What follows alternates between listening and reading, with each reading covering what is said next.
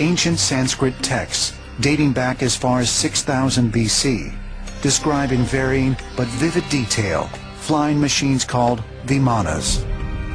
Although mainstream historians believe the Vimana texts are myths, many of the documents contain passages that seem to describe modern machinery and technology.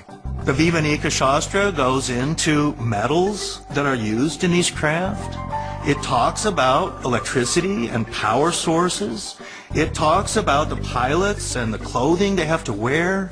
It talks about the food that they eat. It talks even about the weapons that are kept on these airships. The Vimanika Shastra, or science of aeronautics, indicates Vimanas used a propulsion system based on a combination of gyroscopes, electricity, and mercury. Is this possible?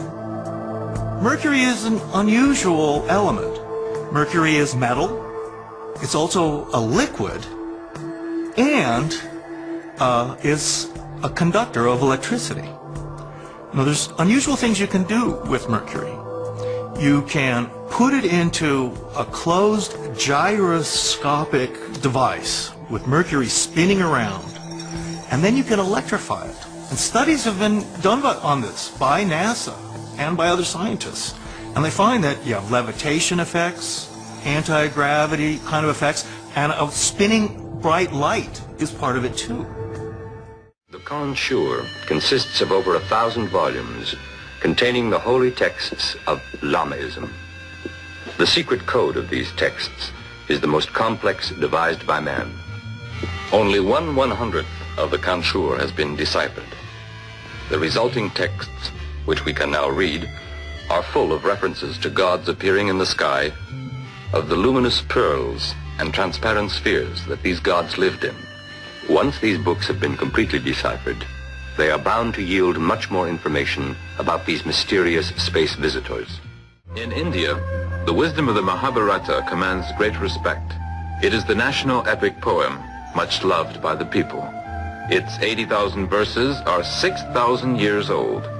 This is a part of the Mahabharata in which we also come upon stupefying evidence of gods come to earth. The poems speak repeatedly of Vimanas. These are vehicles which fly to great heights by means of mercury and powerful upward wind currents. This reconstruction of Vimana was made by Dr. Kazantsev, according to the description in the Mahabharata. The author of this passage witnessed what today would be called a blast-off. Bhima flew away in his Vimana on a gigantic beam of light, which shone as the sun, and whose noise was like the thunder of a thunderstorm.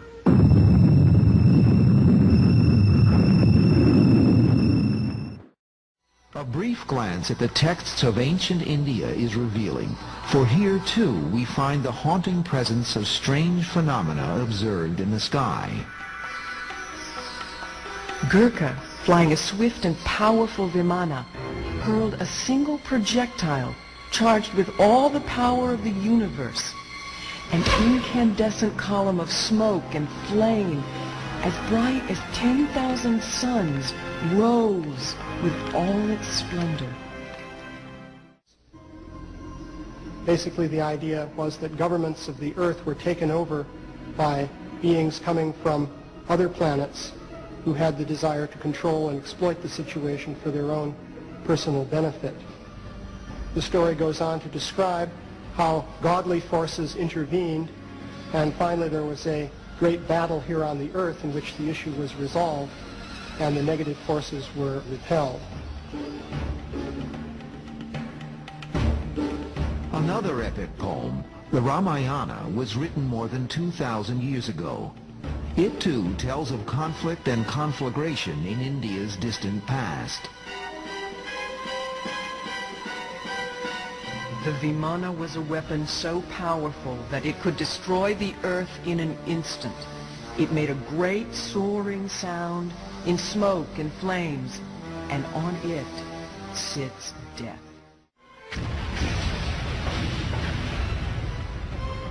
The earth shook, scorched by the terrible violent heat of this weapon. Elephants burst into flame and ran to and fro in frenzy. Over a vast area, other animals crumpled to the ground and died. From all directions, the arrows of flame rained continuously and fiercely from the Vimanas. They were described as flying fortresses that were used for aerial battles. They also attacked people on the ground. They sent out missiles, according to these translations, interpretations. Throughout the Middle East and also in ancient India, there's stories of jinn, these genies. They've got magic powers, magic lamps, flying carpets and things like that. So in my mind, it's quite possible that this ancient jinn are really the ancient aliens with all their technology and aircraft.